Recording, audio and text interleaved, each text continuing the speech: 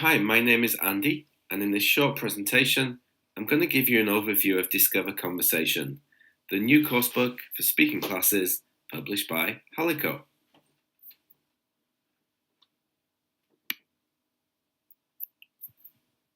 Now, before I begin, let's look at a typical conversation that could come from an opening unit of any typical EFL speaking book. Hello, my name is Mike. What's your name? Hi, my name is Jennifer. It's nice to meet you. Nice to meet you too. But what is wrong with this? Well, for one, it's scripted. Real-life conversation doesn't really work this way. In real-life conversations, there are false starts, hesitations, overlaps, pauses, and when we meet someone for the first time, we often don't introduce ourselves till later on in the conversation.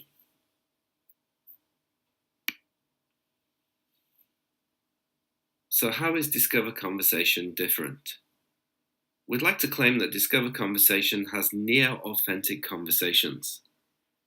Let me explain what I mean by near-authentic. Each of the 12 units features a conversation that is central to the learning objectives of that unit. To get these conversations, we gave actors a situation. For example, you see a friend in the corridor at university. You're in a bit of a hurry, but you want to invite your friend to go somewhere on the weekend. The actors then performed these situations without a script. We recorded them and transcribed them. We then analysed each conversation for moves being semantic and functional pieces of discourse. We did edit the conversation slightly. We edited for length if the conversations were too long, and we sometimes changed the lexis. For example, one of the conversations had the word shawarma, and we thought that would be quite unusual, so we changed it to pizza. But as far as possible, we retained the authentic flow of the dialogue. We then went back to the recording studio with voice actors to replicate these dialogues for the final audio of each unit. Of course, we cannot claim that the conversations are authentic. It is impossible to get 100% authenticity in the classroom, apart from when you say, turn to page 57. However, we can claim by using unscripted dialogues that the final result is a book that introduces students to the unique features of spoken language and has conversations that are much more authentic in nature than regular speaking coursebooks.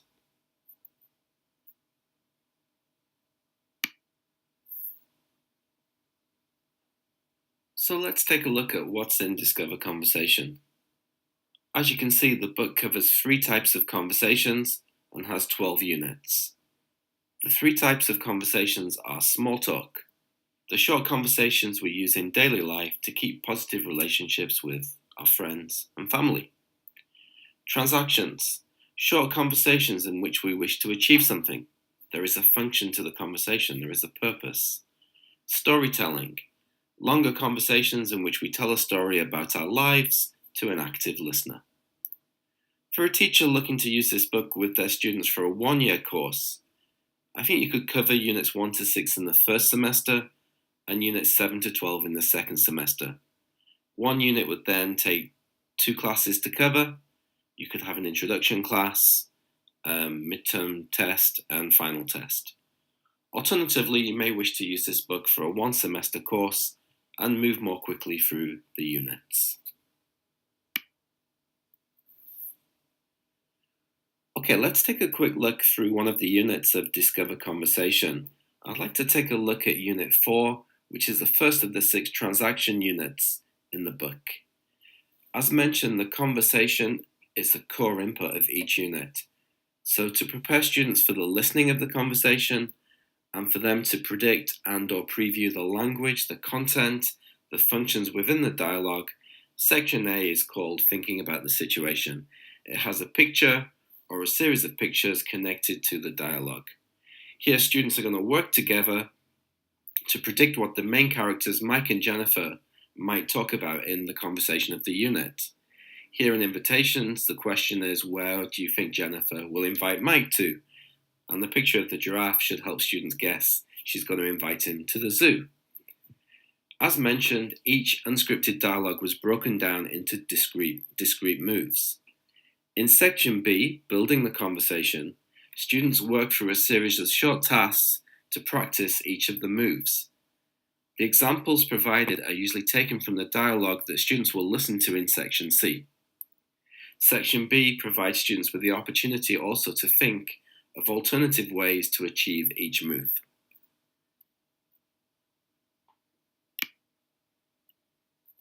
In move 3, for example, students practice asking somebody if they are free, responding, making invitations, giving more information about the invitation, and accepting the invitation.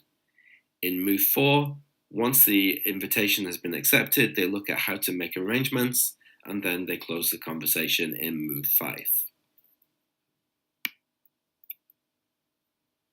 After practicing the moves in section B, in section C, students are introduced to the dialogue in its entirety. They first predict the missing words or phrases in the dialogue, and this is usually language they've practiced already in section B. They then listen to the audio to check their guesses, and then they can practice the dialogue in pairs. Using highlight pens or just a regular pen, they then read through the dialogue again to code or identify the moves they've practiced in section B. So section D, they analyze the conversation. This helps them to reinforce their learning of the language that they've learned during the build section. If you're taking 2 lessons to do a unit, this would be a great place to end the first lesson. You can then pick up lesson 2 of a unit with section E. Section E is where students can review the moves they've learned in section B, the build section. And here, if students circle no to can they do the move, they can then go back to section B and practice again with a partner. In each unit, there is a Did You Notice section, which focuses students' attention on certain aspects of spoken language. Here in Unit 4, for example, it focuses on the fact that Jennifer's invitation and Mike's acceptance in the dialogue is all implied. There are usually 3 or 4 points per dialogue in the Did You Notice section. However, each conversation is very rich in language, and teachers may wish to focus on alternative points to bring attention to their students of aspects of spoken discourse. Moving on to section F, students create their own role-play situations. And then in section G, this is the core output of each unit. Here, students use a voice recording application on their smartphones. I recommend Quick Voice, for example, and students interact with many classmates during this section, and they record each of their individual conversations on their smartphone. After the role play, students are given the chance to rate their performances and also to reflect on what they could do during the conversations and aspects that they would like to improve. Finally, in section H, students listen to their recordings and choose the best one that they would like to transcribe. These transcriptions could be used as part of the course assessment. They could also be used for peer correction, teacher correction, and feedback on individual performance. Section H provides students with a record of their interactions and progress through the course, rather than interactions being lost or forgotten as students walk out of the speaking class back into the L1 world, as may happen in regular speaking classes.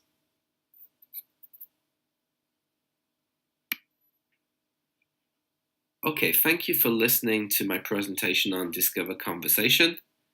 I've gone through it very briefly.